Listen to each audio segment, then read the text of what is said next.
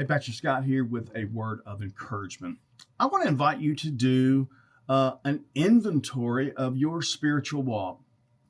But I want to invite you to do that from a more of a 30,000 foot view perspective, not just checking in on how is it with your soul right now. Are you close or distant to God? How are things? Are there any relationships that you're struggling in? How is your time daily in the Word and your personal worship? Are there temptations that you're facing right now? Yes, we need to do that inventory, those inventories of all those things daily.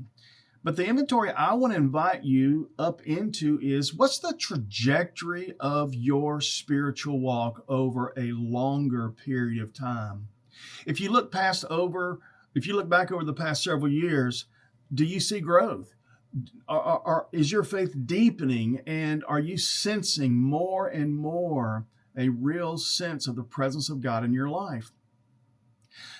I believe there comes a point in all of our journeys with Jesus that our relationship with Him has to move past just us. When we begin focusing on our souls solely, the Spirit seems to linger less. We become reservoirs, and the Spirit flowing into us begins to dry up. And when there is no flow, stagnation sets in. I believe it's why Jesus' last words were to go and make disciples of all nations, not just for the furthering of His kingdom, but for the deepening of our own souls. I believe the Spirit wants to be a rushing river, not only to us, but through us. We're starting a new series this Sunday at Trinity on the Hill called Apprenticed by Jesus.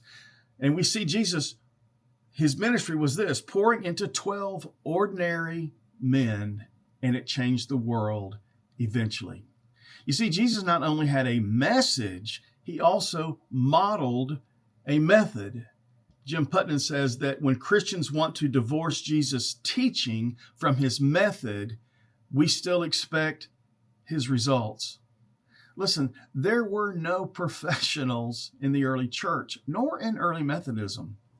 And the truth is, it's ministry that is the pathway to maturity, not another Bible study, not a worship service. At some point, for us to grow in our faith, we need to take this Bible that we've studied and pass it on to another person.